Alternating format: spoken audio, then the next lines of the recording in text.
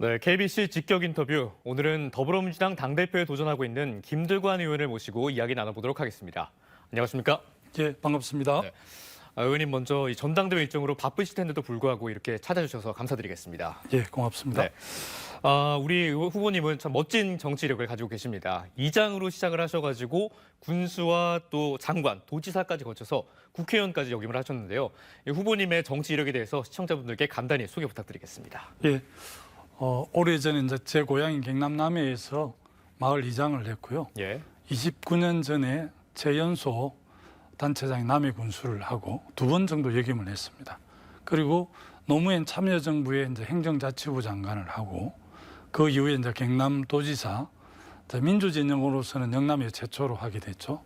그리고 그 이후에 경기도 김포에서 20대 국회의원을 하고 네. 21대 국회의원은 경남 양산에서 또 했는데요. 이번 22대 국회에서는 낙동강 전선의 사령관으로 활동을 했는데 낙동강 벨트를 사수하지 못해서 우리 민주진영 많은 분들에게 송구한 마음을 갖고 있습니다. 참 그럼에도 불구하고 굉장히 열심히 이렇게 활동을 해주고 계신데요. 현재 이 경쟁자이신 이재명 후보가 더불어민주당은 1인 중심의 정당이 아니라 당원 중심의 정당이라고 말을 했습니다. 예. 이에 대해서 후보님은 좀 어떻게 생각하시나요? 물론 이제 당원 주권이 강화되는 추세는 저는 동의를 하는데요. 전당대회가 지금 여러 군데 치러지고 있는데 네. 당원대회가 사실은 지금 30%밖에 권리당원들이 투표에 참여를 하고 있지 않아서 당원 주권 시대로 하는데 오히려 어떻게 보면 좀 당원 포기 시대 같은 그런 느낌이 들고 우리 당원들이 왜 투표장에 나오지 않는지를 한번 돌아보고 성찰해야 될 것 같아요. 아무래도 우리 당이 이제 국회 일당으로서의 윤석열 정부의 단호한 검찰 독재 정권의 단호에 맞서면서도 우리 국민들이 굉장히 지금 민생이 어렵지 않습니까? 그렇습니다. 뭐 이자 폭탄 때문에 자영업자, 소상공인, 서민들 또 중소기업 하는 분들이 굉장히 어려운데 이 부분에 있어서 여야가 치열하게 강대강으로 대치하면서 우리 당이 일당으로 역할을 좀 못하는 것에 대한 섭섭함이 있지 않는가 이런 생각을 해보게 됩니다. 네, 그렇다면 우리 김두관 후보가 생각하는 더불어민주당의 미래상은 어떤 게 있을까요? 국회 일당으로서 수행해야 될 과제들이 많이 있는데요.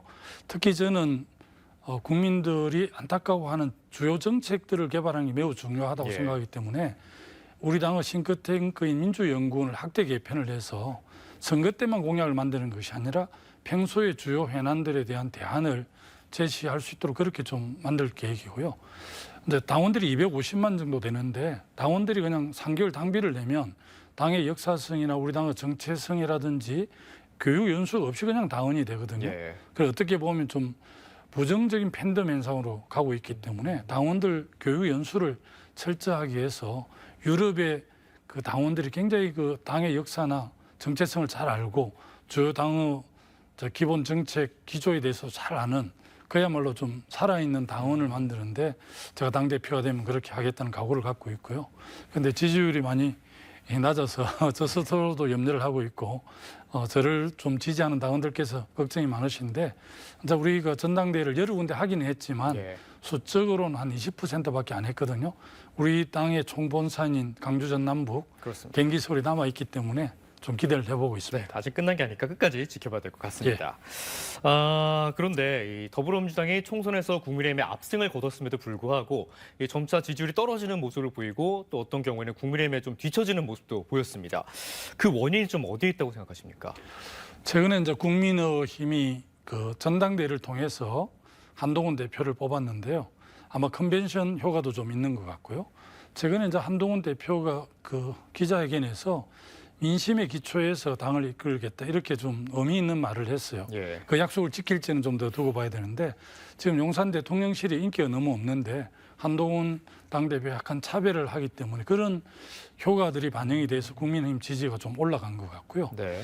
우리 당은 국회 일당임에도 불구하고 지금 한쪽은 탄핵 또는 거부권 이런 게 계속되면 강대강 대치가 되면서 우리 당이 이제 민생을 챙기려고 하지만 체감으로 잘 안 오기 때문에 우리 당의 지지율이 좀 그런 측면들이 있고 또 어떻게 보면 2년 동안 이재명 후보가 1인 독주를 끌어왔는데 다시 이제 재연임을 한다고 하기 때문에 이 부분은 좀 그 1인 4당으로 흐를 염려 이런 것들 때문에 지지율이 좀 낮게 나타나는 게 아닌가 저는 그렇게 좀 미루어 짐작을 해봅니다. 그렇습니다. 뭐 이재명 대표의 뭐 일극 체제 이런 거에 대한 비판도 좀 있거든요. 예. 그래서 후보님께서는 이재명 후보로는 정권 탈환이 어렵다. 좀 이렇게 말씀을 해주셨거든요. 그 이유는 좀 어떤 게 있을까요? 우리 민주진보 진영은 늘 연대하고 연합할 때 승리를 했습니다. 예. 김대중, 김종필, DJP 연합을 통해서 최초의 수평적 정권 교체를 만들어냈고요. 또 2002년에 노무현 정몽준 단일화를 통해서 우리가 정권 재창출을 할 수 있었거든요.